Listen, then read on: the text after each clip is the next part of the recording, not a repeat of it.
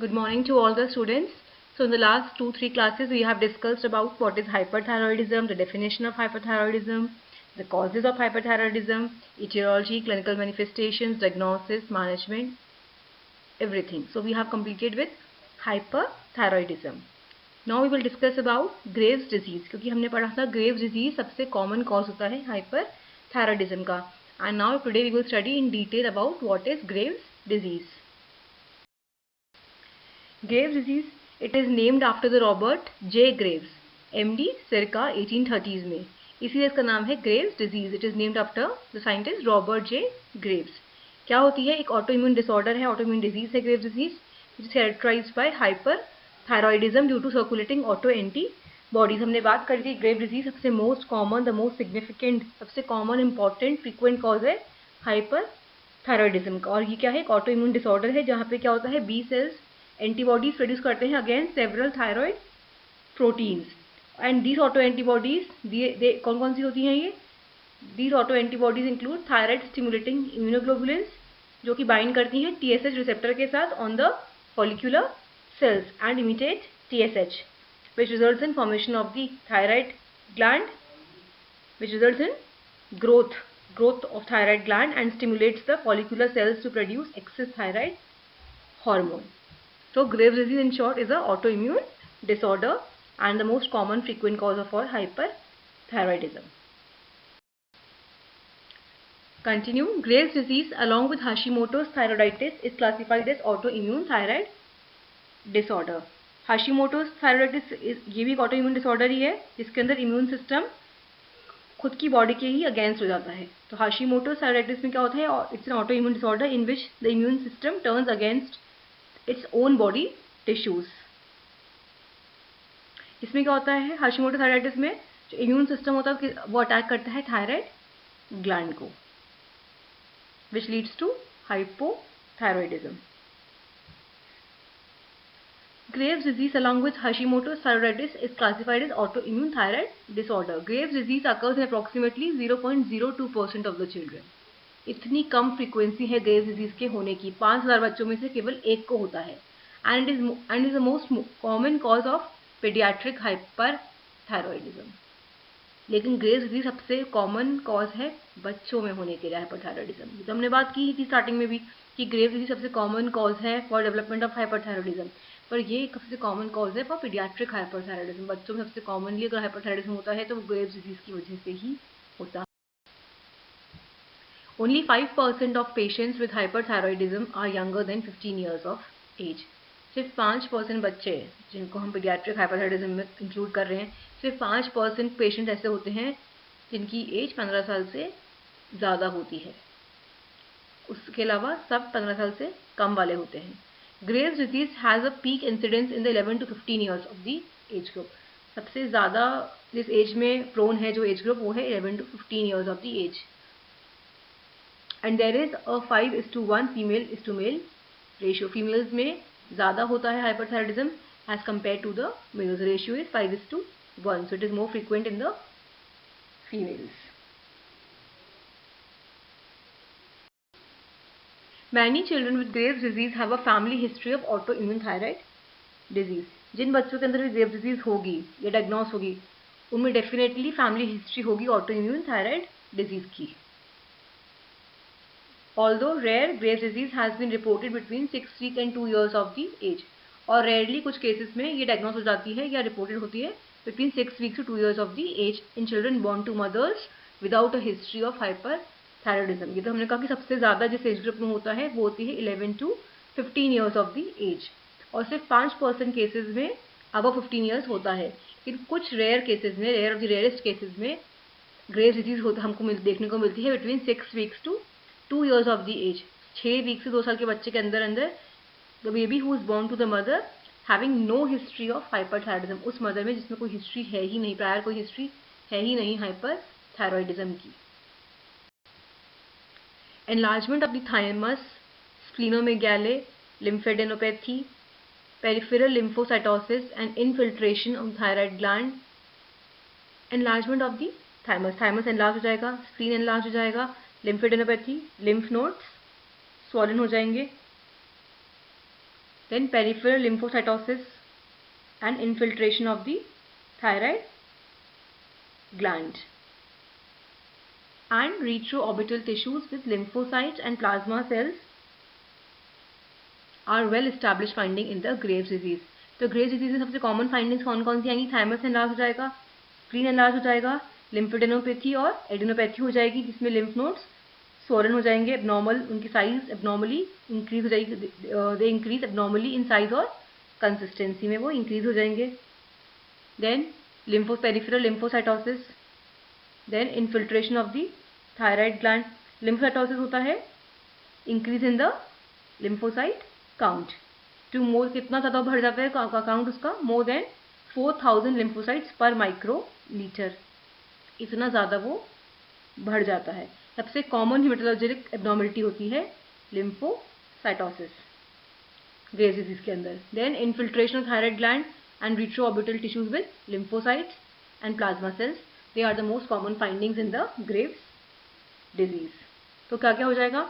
Lymph node swollen हो जाएंगे, enlarge हो जाएंगे, थाइमस एनलार्ज हो जाएगा, स्प्लीन एनलार्ज हो जाएगी, लिम्फ नोड्स एनलार्ज हो जाएंगे, पेरिफेरल लिम्फोसाइटोसिस हो जाएगा, जिसके अंदर लिम्फोसाइट काउंट इंक्रीज हो जाएगी अबव 4000 लिम्फोसाइट पर माइक्रोलीटर, एंड इन्फिल्ट्रेशन हो जाएगा थायराइड ग्लैंड का एंड रिट्रोऑर्बिटल टिश्यूज का with the lymphocyte and the plasma cells. और कॉमन फाइंडिंग्स कौन कौन सी होती हैं ग्रेव्स डिजीज के अंदर?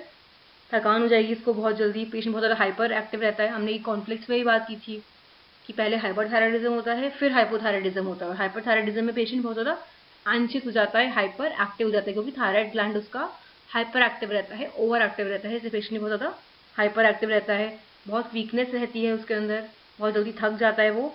वेट लॉस होगा in spite of the increase appetite. भूख भी अच्छी लग रही है पर वेट भी लॉस हो रहा है. एंड हीट को टॉलरेट नहीं कर पाता है. ये तो उसमें कॉमन साइंस आएंगे हमको. ये तो हमें फाइंडिंग्स मिल रही हैं कि थाइमस एनलार्ज हो जाएगा, स्प्लीन एनलार्ज हो जाएगी, लिम्फेडेनोपैथी हो जाएगा, लिम्फोसाइटोसिस हो जाएगा, थायराइड ग्लैंड का इन्फिल्ट्रेशन हो जाएगा with the lymphocytes in the plasma cells. ये तो उसकी सिर्फ फाइंडिंग्स हैं. अगर हम कॉमन साइंस की बात करें कि ग्रेव्स डिजीज क्या क्या मिलता है हमको, तो पेशेंट बहुत ज़्यादा हाइपर एक्टिव रहता है, ओवर एक्टिव रहता है, एंशियस रहता है, थक जाता है बहुत जल्दी, उसको वेट लॉस होता है, उसके अंदर भी भूख बहुत ज़्यादा लगती है उसको. Manifestations of Graves disease. The clinical course of Graves disease is highly variable and children typically take longer to remit than adults. Vary करते हैं, इसके जो क्लिनिकल साइन सिम्टम्स हैं, क्लिनिकल कोर्स है वो वेरी करता है. Because symptoms develop gradually, the interval between onset and diagnosis is typically 6 to 12 months. Graves disease के सिम्टम्स जो आते हैं बहुत धीरे धीरे डेवलप होते हैं, बहुत धीरे धीरे प्रोमिनेंट होते हैं. इसीलिए जो उसका इंटरवल है, टाइम पीरियड है बिटवीन जैसे सिम्टम्स उसका डिजीज का ऑनसेट हुआ एंड जब तो डायग्नोस हुआ, उसमें कम से कम 12 महीने लग जाते हैं. अप्रॉक्सीमेटली 1 year लग जाता है, और उससे ज़्यादा भी लग सकता है, क्योंकि उसके सिम्टम्स बहुत धीरे धीरे डेवलप होते हैं. तो जो टाइम पीरियड होगा between the onset and diagnosis of the disease is approximately 6 to 12 months, और इससे भी ज़्यादा हो सकता है in prepubertal children compared with adolescents, क्योंकि हमने कहा था कि पीक एज होता है इसका 11 to 13 years. Continue. Many of the signs and symptoms of Graves disease in children are similar to those in the adults. जो symptoms, signs Graves disease के बच्चों में आएंगे वो ऑलमोस्ट सिमिलर होते हैं जो कि बड़ों में आते हैं. सबसे पहले जो सिम्टम्स आएंगे वो कौन से होंगे? The earliest signs and most pronounced differences in children may be related to growth and neuropsychological systems. बच्चों में सबसे कॉमन सिम्टम्स आएंगे रिलेटेड टू ग्रोथ पे इफेक्ट आएगा उनकी. ट्रेमलेसनेस और न्यूरोलॉजिकल साइन सिम्टम्स आएंगे. कौन कौन सी? ट्रेमलिंग होगी, हेड रहेगा बहुत ज़्यादा, मूड डिस्टर्बेंसेस, मूड स्विंग्स रहेंगे, बिहेवियरल स्विंग्स, उनके बिहेवियर में अलग अलग चेंजेस देखने को मिलेंगे, personality disorders, personality changes, mood swings, mood disorders, difficulty with sleep, नींद नहीं आएगी उनको बहुत बिल्कुल भी, decrease in attention span, properly attention पे नहीं कर पाएंगे. स्कूल के अंदर परफॉर्मेंस स्कूल में इसलिए अच्छी नहीं रहेगी क्योंकि वो किसी भी चीज़ में कॉन्सेंट्रेट नहीं कर पाएंगे, किसी भी एक्टिविटी में कॉन्सेंट्रेट नहीं कर पाएंगे, स्कूल के होमवर्क में कॉन्सेंट्रेट नहीं कर पाएंगे.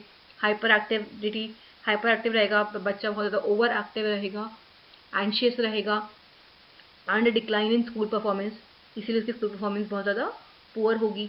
दे are all common findings in the childhood. कौन से? Tremulousness, headache, fatigue, anxiety, mood disorders, personality disorder, behavioural disorders, behavioural swings, mood swings, difficulty in sleeping, decrease in attention, poor school performance, over activity, hyper active. They are common school findings, they are common childhood findings. And many hyperthyroid children are referred for evaluation for ADHD. And many hyperthyroid children are referred for evaluation of ADHD. इनके अंदर ADHD देखने को मिलेगा.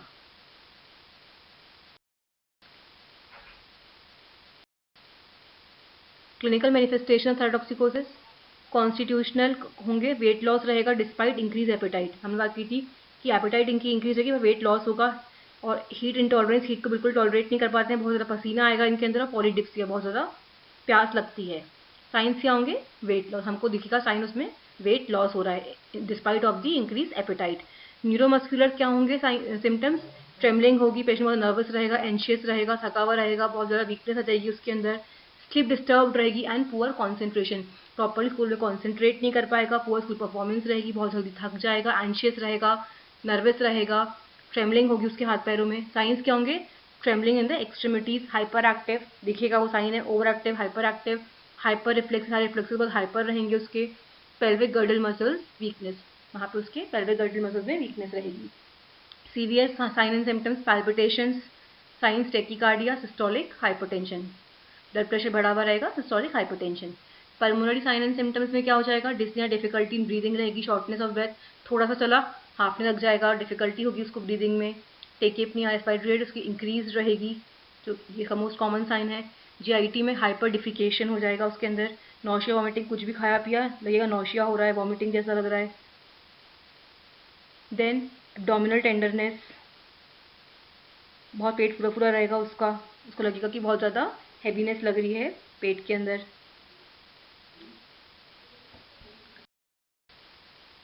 Then skin में क्या आएगा? Increase पर्सपायरेशन, पसीना उसको बहुत ज़्यादा आएगा. Science warm and moist skin, skin उसकी गर्म रहेगी हमेशा और ऐसे मॉइस्ट रहेगी, क्योंकि पसीना आ रहा है उसको बहुत ज़्यादा, इसीलिए उसकी स्किन रहेगी मॉइस्ट एंड वार्म. तो गर्म स्किन रहेगी, ये हमको देखने समझ में, देख के पता चल जाएगा. टच करेंगे पेशेंट को तो हमें समझ में आ जाएगा. देन रिप्रोडक्टिव में साइंस होंगे मेंस्ट्रुअल डिस्टर्बेंसेस, के मेंसेस कभी भी रेगुलर नहीं होंगे, इरेगुलर मेंसेस होंगे. ऑक्यूलर साइन सिम्टम्स क्या आएंगे? डबल विजन रहेगा, इरिटेशन रहेगा उसके आइज़ के अंदर, आईलिड में स्वेलिंग भी हो सकती है, रिट्रोऑर्बिटल पेन और डिस्कम्फर्ट, आइज़ में पेन रहेगा. साइंस प्रोप्टोसिस हमने हाइपरथायरॉइडिज्म में पढ़ा था, protrusion of the eye ball, eyelid retraction and lag, periorbital oedema and conjunctiva. Oedema रहेगा, ऑर्बिट्स के नीचे इडीमा रहेगा, स्वेलिंग रहेगी. Children with hyperthyroidism may show acceleration in growth velocity and advanced skeletal maturation. जिन बच्चों में hyperthyroidism होता है उनके अंदर ग्रोथ एकदम से जल्दी से बढ़ती है. Show acceleration in the growth velocity and advance skeletal maturation advance रहता है. द इफेक्ट ऑन ग्रोथ में be more pronounced if hyperthyroidism present in earlier in childhood. अगर शुरू में ही डायग्नोस हो गया तो उसके इफेक्ट ग्रोथ पे बहुत ज़्यादा आते हैं. देयर में ऑल्सो भी increase in appetite with either failure to gain weight और over weight loss. Weight loss होगा despite of the increased appetite. Polyuria, जल्दी जल्दी यूरिन, बहुत ज़्यादा यूरिन आएगा उसको. And more frequent defecation, although not usually frank diarrhoea. Defecation, बहुत जल्दी जल्दी स्टूल जाएगा, लेकिन हम डायरिया में इंक्लूड नहीं करेंगे. Contribute to changes in the weight, इसलिए उसका वेट लॉस, और नौशिया भी हो रहा है, वॉमिटिंग भी हो रही है, डायरिया भी हो रहा है. Due to increase risk of auto immune disorders, screening for type 1 diabetes, celiac disease and inflammatory bowel disease should be considered in patients who present with these symptoms. अगर ये symptoms आ रहे हैं तो हमें पेशेंट को एडवाइस करना चाहिए कि वो एक बार इनके लिए भी इन्वेस्टिगेट करवाए, स्क्रीनिंग करवाए. फॉर टाइप 1 डायबिटीज, क्योंकि पॉलीयूरिया डायबिटीज में बहुत ज़्यादा कॉमन है. For celiac disease and inflammatory bowel disease. The age of the onset of puberty does not appear to be altered by hyperthyroidism. Puberty जिस as में आती है उसका हाइपरथायरॉइडिज्म से कोई इफेक्ट नहीं है, कोई ऑल्ट्रेशन नहीं आएगा. प्यूबर्टी के ऑनसेट में, प्यूबर्टी की एज में ऑनसेट में कोई ऑल्ट्रेशन नहीं आएगा हाइपरथायरॉइडिज्म के होने या नहीं होने से. However menarchal females can develop secondary amenorrhoea. हाँ, लेकिन जिनके अंदर मेंसेस स्टार्ट होने वाला है, मिनार्किल होने वाला है, उनके अंदर सेकेंडरी एमिनोरिया डेवलप हो सकता है अगर हाइपरथायरॉइडिज्म है तो. Hyperthyroidism is also associated with increase aromatization of androgens to oestrogen, but gynaecomastia does not occur in males. Gynaecomastia किस में होता है? गायनेकोमास्टिया होता है क्लिनफाइल्टर सिंड्रोम में। हमने एक बात की थी हाइपरडिफिकेशन की। हाइपरडिफिकेशन होता है सूडो डायरिया, इसीलिए हम बोल रहे हैं हाइपरडिफिकेशन। जब हमने बात की साइन एंड सिम्टम्स में जीआईटी है, उसको हम बोलते हैं हाइपरडिफिकेशन, उसको हम बोलते हैं सूडो डायरिया और excessive stool. Then aromatization. Hyperthyroidism is also associated with increased aromatization of androgens. Aromatization होता है, हम बोलते हैं 8 aromatase. Aromatization बेसिकली होता है कन्वर्जन। एरोमेटाइजेशन ऑफ द किसका होता है? सैचुरेटेड एंड अनसैचुरेटेड हाइड्रोकार्बन्स का होता है aromatisation.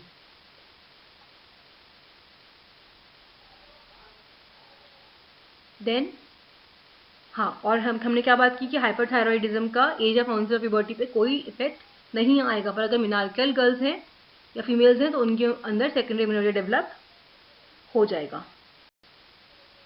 Most children with Graves disease have diffuse goitre. अब जिन बच्चों के अंदर ग्रेव्स डिजीज है उसमें गॉइटर, डिफ्यूज गॉइटर रहेगा, but the size of the thyroid is variable. पर थायराइड का साइज वेरी कर सकता है। It is typically smooth and without nodules. हमने गॉइटर के बारे में डिटेल में डिस्कस कर लिया है। If exophthalmos is present it is typically mild. Exophthalmos हमने हाइपरथायरॉयडिज्म में पढ़ा था, इमेज भी देखी थी। अगर वो होगा भी ग्रेव्स डिजीज में तो वो बहुत ही माइल्ड होगा। ऑक्यूलर मैनिफेस्टेशन कौन कौन से आएंगे? पेन होगा इसके अंदर, आईलिड एराइथमा हो जाएगा, कीमोसिस, ये सब साइंस हमने हाइपरथायरॉयडिज्म में पढ़े थे। Decrease extra ocular muscle function and decrease visual acuity. Stare and lid lag are common eye finding. Patient stare करेगा। Are common eye findings caused by increase sympathetic activity and can be seen in thyrotoxicosis of any cause, not only Graves disease. ये सब sign symptoms hyperthyroidism में भी देखने को मिलते हैं। In general ocular symptoms in children with Graves disease tend to be milder than in adult. लेकिन जो ऑक्यूलर साइन एंड सिम्टम्स होंगे वो जिन बच्चों में ग्रेव्स डिजीज है, तो ऑक्यूलर साइन सिम्टम्स बच्चों में ग्रेव्स डिजीज में बहुत ही माइल्ड होंगे as compare to the adult, and they improve with the restoration of the euthyroidism. Euthyroidism is when the thyroid का जो फंक्शन अब नॉर्मल स्टेट में होता है, that is euthyroidism. Clinical assessment of the patient with Graves ophthalmopathy. कैसे assess करेंगे हम patient को with Graves disease of Graves ophthalmopathy? Activity measures के साथ। Redness of the eyelids, eyelid में रेडनेस है बहुत ज़्यादा। पेन ऑन अटेम्प्टेड अप और डाउन गेज, जब वो ऊपर नीचे देख रहा है उसको पेन हो रहा है क्या? स्पॉन्टेनियस रिट्रोओव्यूलर पेन, उसको आई में पेन हो रहा है क्या? कंटिन्यूस पेन हो रहा है क्या? Pain on the retroocular pain is pain on the extra ocular movement, जब आई का एक्स्ट्रा मूवमेंट कर रहा है वो, तब उसको पेन हो रहा है क्या? देन रेडनेस होगी क्या आईलिड्स में? Redness of the conjunctiva, swelling है क्या आईलिड्स के अंदर? पेन है क्या? रेडनेस है क्या? कंजंक्टिवल एडिमा है, इन्फ्लेमेशन ऑफ द कैरेंकल और the plica. Caruncle is the red prominent inner corner of the eye, जो रेड प्रोमिनेंट पार्ट होता है ना आई के अंदर कॉर्नर ऑफ द आई में, उसे हम बोलते हैं कैरेंकल।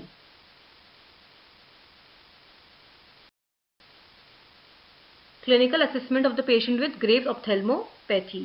सीवियरिटी मेजर्स कौन कौन से हो जाएंगे? Swelling of the eyelid absent है, इक्विवोकल है, मॉडरेट है या सीवियर है। रेडनेस आईलिड में एब्सेंट है या प्रेजेंट है। कंजक्टिवा की रेडनेस एब्सेंट है कि प्रेजेंट है। कंजक्टिवल एडिमा एब्सेंट है कि प्रेजेंट है। इन्फ्लेमेशन ऑफ द कैरेंकल एब्सेंट है कि प्रेजेंट है। एक्सोप्थेल्मोस, कॉर्नियल इन्वॉल्वमेंट एब्सेंट है कि केरेटोपैथी है कि अल्सर है कि पंक्टेड है, किस टाइप का है। एंड ऑप्टिक नर्व इन्वॉल्वमेंट है या नहीं है। इन मेजर्स से हम, इन साइंस से हम असेस करेंगे ग्रेव्स ऑप्थेल्मोपैथी सीवियरिटी करेंगे। Clinical assessment of the patient with Graves ऑप्थेल्मोपैथी। Subjective diplopia score कौन सा? अगर 0 स्कोर है तो नो डायप्लोपिया में डबल विजन नहीं है। 1 स्कोर है तो intermittent, that is diplopia in primary position of the gaze when tired और व्हेन फर्स्ट अवेकनिंग, फर्स्ट उठते ही अगर उसको हो रहा है तो नंबर 1। नंबर 2 है score inconstant, that is diplopia at extremes of the gaze, जब बहुत ज़्यादा कंटिन्यूस वो देख रहा है तभी डिप्लोपिया हो रहा है उसको। एंड थर्ड नंबर है तो स्कोर 3 है तो constant, that is continuous diplopia in primary और रीडिंग पोजीशन। तो 0, 1, 2, 3 4 स्कोर है। 0 में नो डिप्लोपिया है, 1 में इंटरमिटेंट है, सेकेंड में इनकॉन्स्टेंट है और थर्ड में इनकॉन्स्टेंट है। अगर 3 स्कोर आ रहा है तो कॉन्स्टेंट है उसको डायप्लोपिया, 2 स्कोर आ रहा है तो इनकॉन्स्टेंट है, 1 स्कोर आ रहा है तो इंटरमिटेंट है और 0 आ रहा है तो देयर इज नो डायप्लोपिया। तो this is the clinical assessment of the patient with Graves ophthalmopathy. Children with hyperthyroidism have increase cardiac output. Tachycardia होगा, उसमें हमने साइन सिम्टम पढ़ा था सीवीएस के, पैल्पिटेशंस होंगे, सिस्टोलिक प्रेशर इंक्रीज होगा, उसका पल्स रेट भी इंक्रीज होगी, टेकीपनिया भी होगा, कार्डिक एनलार्जमेंट होगा and arterial fibrillation are the rare complications. Skin कैसी होगी? वार्म होगी, मॉइस्ट होगी, स्मूथ होगी, फ्लश विद एक्सेसिव स्वेटिंग, उसको बहुत ज़्यादा स्वेटिंग होगी। Occasionally vitiligo psoriasis can be present, कुछ केसेस में विटिलिगो सोरियासिस भी प्रेजेंट हो सकता है। मस्कुलर वीकनेस कॉमन है। Thyroid hormone stimulates bone resorption leading to low bone density and increase fracture risk in patient with chronic hyper thyroidism. Fracture की risk increase हो जाती है in patient with chronic hyper thyroidism. हमने conflict में बात की थी कि लास्ट स्टेज में अगर वो माइक्रोबैक्टीरिया टीबी वाले सेल्स नहीं रहेंगे तो एक्स्ट्रा सेल्स को रिमूव नहीं कर पाएंगे, वो रिमूव नहीं कर पाएंगे तो फिर लास्ट में हाइपरथायरॉयडिज्म परसिस्ट कर जाएगा। Thyroid storm is extreme form of hyperthyroidism manifested by severe biochemical derangement, hyperthermia, tachycardia, heart failure and restlessness. अब इसमें क्या हो सकता है? बाद में डिलीरियम हो सकता है, कोमा एंड फाइनली डेथ, और ये बहुत कम केसेस में होता है। Precipitating events include trauma, infection, radio active iodine treatment और सर्जरी। लैब फाइंडिंग क्या क्या आएगी? ग्रेव्स डिजीज में TSH कम रहेगा, T4, T3 एलिवेटेड रहेंगे। Most patients with newly diagnose Graves disease have measurable thyrotropin receptor antibodies. अगर रिसेंटली डायग्नोज हुआ है ग्रेव्स डिजीज तो हम TSH एंटीबॉडीज को मेजर कर सकते हैं। When the diagnostic can not be established bye history, अगर हम डायग्नोसिस नहीं कर पा रहे हैं ग्रेव्स डिजीज का by taking the complete history, physical examination से भी, लैब इवैल्यूएशन से भी, then radioiodine uptake can be measured. Radioactive iodine uptake can be measured. उसको measure करेंगे। The radioactive iodine uptake is elevated in the Graves disease. Radioactive iodine elevated होगा Graves disease में। अगर हम Graves disease को diagnose नहीं कर पा रहे हैं हिस्ट्री लेने के बाद भी, फिजिकल साइन सिम्टम लेने के बाद भी, फिजिकल इवैल्यूएशन करने के बाद भी, एग्जामिन करने के बाद भी, लैब फाइंडिंग से भी, तो finally we go for radioactive iodine uptake, जो कि हमेशा इंक्रीज रहेगा, एलिवेटेड रहेगा ग्रेव्स डिजीज में। And it is low in other causes of thyrotoxicosis like thyroiditis or exogenous thyroid hormone ingestion. in cases में ये low रहेगा। ट्रीटमेंट क्या है? Most pediatric endocrinologists recommend initial medical therapy of Graves disease using antithyroid drugs rather than radioiodine ablation or neoarterial thyroidectomy. Paediatric जो endocrinologist होते हैं वो तो रिकमेंड करते हैं कि आप एंटीथायराइड ड्रग्स ले लो rather than any ablation. Thank you.